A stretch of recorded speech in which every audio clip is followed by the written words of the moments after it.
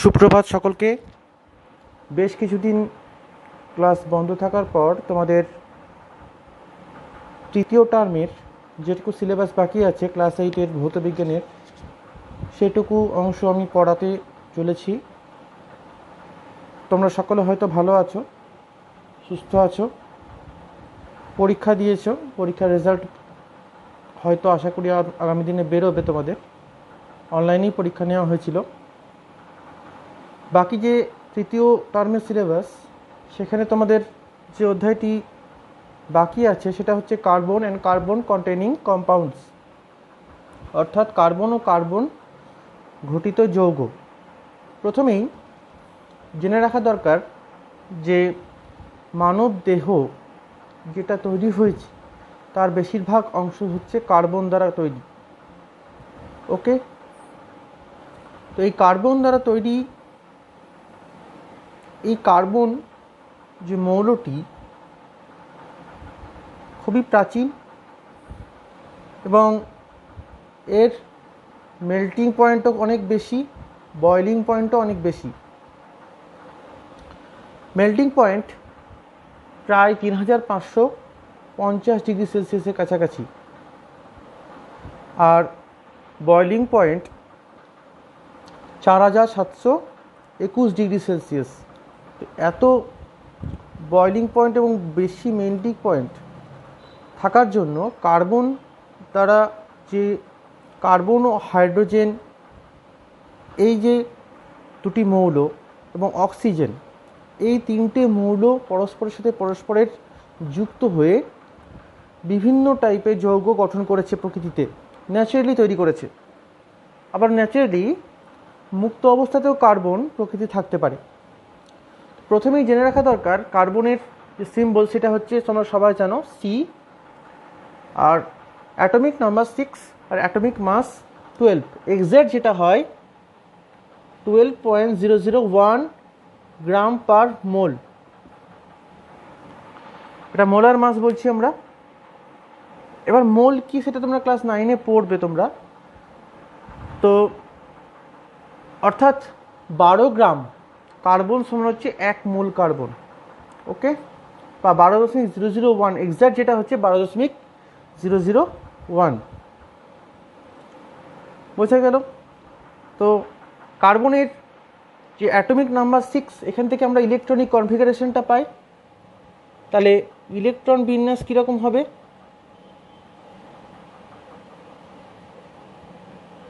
Electron বিন্যাস কে কক্ষে 2টো, এর কক্ষে কটা থাকবে? 4টে। আমি কক্ষেটাই তোমাদের দেখালাম, কারণ উপকক্ষের এখন নেই তোমাদের। উপকক্ষের ইলেকট্রন বিন্যাস তোমরা পরে শিখবে। তাহলে এটা হচ্ছে ইলেকট্রন বিন্যাস। তো এখান থেকে দেখো আমরা কার্বনের যোজ্যতা সম্পর্কে জানতে পারি, তাই তো? তো কার্বন হাইড্রোজেনের সঙ্গে যুক্ত হয়ে প্রথম যে সিম্পলেস্ট অ্যালকেন তৈরি করে তার নাম হচ্ছে CH4।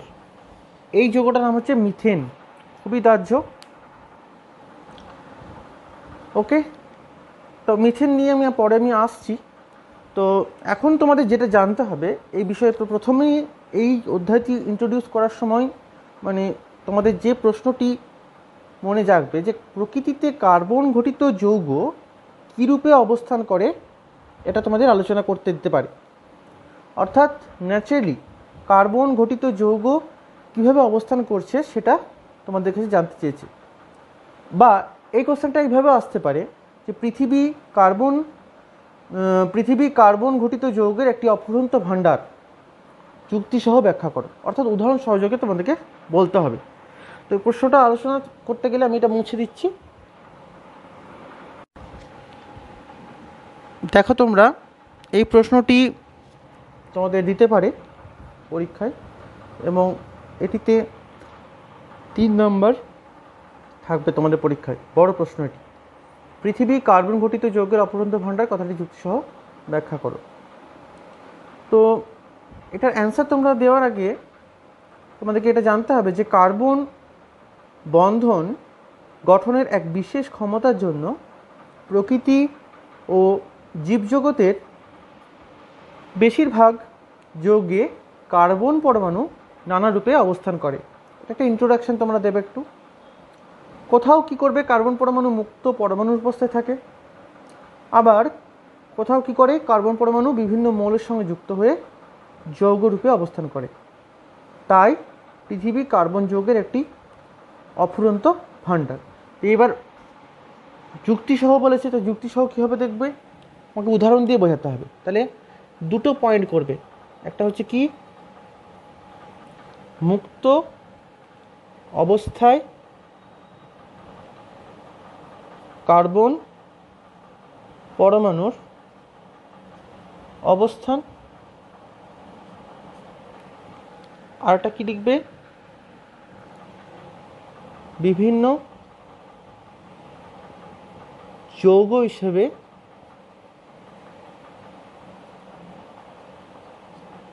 কার্বন পরমাণুর অবস্থান।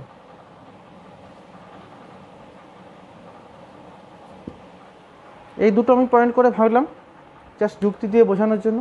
তাহলে মুক্ত অবস্থায়, এবার প্রথমটাকে নিয়ে আমি ডিসকাস করব, এইটাকে নিয়ে। মুক্ত অবস্থায় কার্বন পরমাণু কীভাবে অবস্থান করছে দেখো, দেখবে তোমরা যে মুক্ত অবস্থায় কার্বন পরমাণু তার বিভিন্ন রূপভেদগুলির মধ্যে থাকে। এবারে প্রসঙ্গে আসি, রূপভেদ মানে হচ্ছে কি, রূপভেদ কাকে বলে এগুলো তোমার পরে নিয়ে আমি আলোচনা করব। অর্থাৎ একই মৌল কিন্তু বিভিন্ন রূপে থাকতে পারে, ঠিক আছে, রূপভেদগুলির মধ্যে থাকে। যেমন দেখো হিরে, গ্রাফাইট, গ্যাস কার্বন, কোক ইত্যাদি, সক্রিয় অঙ্গার হতে পারে, ভূষকালি হতে পারে। তো এগুলো হচ্ছে কার্বনের মুক্ত অবস্থায় থাকার অবস্থান। এবার এর মধ্যে কিছু কিছু নিয়তাকার আছে, অনিয়তাকার আছে। এইগুলো তোমাদের আমি রূপভেদ যেদিন পড়াবো সেদিনকে আমি ভালো করে ডিসকাস করবো আরও। আর বিভিন্ন মৌলের সঙ্গে যুক্ত হয়ে যৌগ হিসেবে কার্বন পরমাণু যেগুলো অবস্থান করে সেগুলোকে আবার কিছু কিছুভাবে ভাগ করতে পারি আমরা।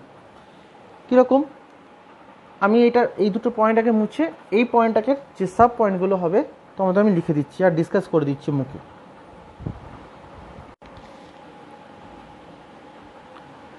ছাত্ররা দেখো, বিভিন্ন যৌগ হিসেবে কার্বন পরমাণুর যে অবস্থান সেটিকে আমি কয়েকটি পয়েন্টে ভাগ করেছি। প্রথম হচ্ছে কি, উদ্ভিদ ও প্রাণীদেহে গঠনের উপাদান রূপে। আমি আগেই বললাম যে মানবদেহ গঠনের মূল উপাদান হচ্ছে কার্বন, অর্থাৎ আমাদের দেহ কার্বন দ্বারা গঠিত। শুধু মানবদেহ নয়, বিভিন্ন উদ্ভিদ ও প্রাণীদেহ দিয়ে বিভিন্ন যে জৈব পলিমার গঠন করতে এবং নানা ক্ষুদ্র অনুরূপে কার্বন কী করে, অবস্থান করে। অর্থাৎ যে protein, carbohydrate, DNA, RNA, cellulose, lipid ইত্যাদি যৌগে কার্বন পরমাণু বিভিন্ন মৌলের সঙ্গে যুক্ত হয়ে অবস্থান করে। ফার্স্ট পয়েন্টটা হলো সাব পয়েন্টটা। নেক্সট, সজীব পদার্থের প্রধান উপাদান হিসেবে। তো প্রাণীদেহে উপস্থিত যেমন দেখো হরমোন, উৎসেচক, হিমোগ্লোবিন ইত্যাদিতে কার্বন পরমাণু উপস্থিত থাকে। এছাড়াও শর্করা ও লিপিড, কার্বোহাইড্রেট ও লিপিডের মধ্যেও কার্বন মূলত হাইড্রোজেন ও অক্সিজেনের সঙ্গে যুক্ত অবস্থায় থাকে। এগুলো হাইড্রোকার্বন রূপে থাকে, আমরা হাইড্রোকার্বন বলি আমরা। অন্যদিকে প্রোটিন অণুতে কার্বন প্রধানত কী করে, হাইড্রোজেন, নাইট্রোজেন ও অক্সিজেনের সঙ্গে যুক্ত হয়ে অবস্থান করে। ওকে, তো এই তো গেল মেন যেটা যৌগ অবস্থায় থাকতে পারছে আমাদের প্রকৃতিতে। এছাড়াও দেখো ব্যবহারিক রূপে, দেখো জ্বালানি রূপে আমরা ব্যবহার করি বিভিন্ন যৌগ। যেমন দেখো পেট্রোলিয়াম, এই পয়েন্টটা ডিসকাস করছি। প্রাকৃতিক গ্যাস, মার্স গ্যাস, এগুলো আমি তোমাদের ডিসকাস করবো। প্রাকৃতিক গ্যাস, মার্স গ্যাস কী, এগুলো নিয়ে আলোচনা করবো তোমাদের পরবর্তীকালে, দুটোর মধ্যে তফাৎ কী ইত্যাদির মধ্যে হাইড্রোকার্বন রূপে কার্বন পরমাণু হাইড্রোজেনের সঙ্গে যুক্ত অবস্থায় থাকে। নেক্সট দেখো আকরিক রূপে। আকরিক রূপে কী বলবো আমরা, প্রকৃতিতে উপস্থিত বিভিন্ন ধাতুর আকরিক। যেমন দেখো চুনাপাথর, তোমরা নিশ্চয়ই জানো, CaCO3, ডলোমাইট, ম্যাগনেসাইট, ক্যালামাইন ইত্যাদিতে কার্বন পরমাণু কার্বনেট রূপে থাকে। ওকে, নেক্সট দেখো খুব গুরুত্বপূর্ণ, সামুদ্রিক প্রাণীর খোলক রূপে। তো শামুক, ঝিনুক, অন্যান্য ক্ষুদ্র জলজ জীবের খোলায় যে ক্যালসিয়াম কার্বনেট থাকে সেটি হলো কি, কার্বন দ্বারা গঠিত যৌগ। উপরের যে খোলকটা শক্ত আবরণ, যেটা আত্মরক্ষার্থে ব্যবহার করে তারা। নেক্সট দেখো জৈব দ্রাবক রূপে বলেছি আমি তোমাদের। জৈব দ্রাবক হচ্ছে কি, অর্গ্যানিক সলভেন্ট রূপে ব্যবহার করে। যেমন দেখো অ্যালকোহল, ক্লোরোফর্ম, বেনজিন, টলুইন ইত্যাদি রূপে কার্বন গঠিত যৌগ থাকে। গেল বেনজিনের তো তোমরা পরবর্তীকালে পড়বে, অ্যারোমেটিক যৌগ এগুলো। নেক্সট, পলিমার রূপে আধুনিক যুগের বিভিন্ন আসবাবপত্র যেগুলো তৈরি হচ্ছে সেগুলো কি হয়, পলিমার রূপে ব্যবহৃত হয়, পলিমার রূপে ব্যবহৃত হয়। নেক্সট যেটা হচ্ছে কি দেখো, জীবনদায়ী ওষুধ প্রস্তুতিতে, জীবনদায়ী ওষুধ প্রস্তুতিতে কীভাবে ব্যবহৃত করা হয়, বিভিন্ন টাইপের যে অ্যাসপিরিন, প্যারাসিটামল এই জাতীয় যে ওষুধ সেটা তৈরি করা হয় কার্বন ঘটিত যৌগের মাধ্যমে। এছাড়াও জীবাণুনাশক রূপেও ব্যবহার করা হয়, যেমন দেখো ডিডিটি, গ্যামাক্সিন প্রভৃতি। সুতরাং পৃথিবী কার্বন ঘটিত যৌগের অপূর্ব ভাণ্ডার, এ কথাটি খুবই যুক্তিযুক্ত। তো এই প্রশ্নটা তোমরা খাতায় লিখে তোমরা তৈরি করে নেবে।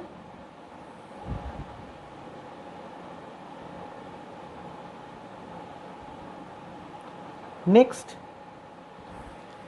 3 তোমাদের আমি কার্বন চক্র নিয়ে আলোচনা করব, অর্থাৎ কার্বন সাইকেল নিয়ে আলোচনা করব।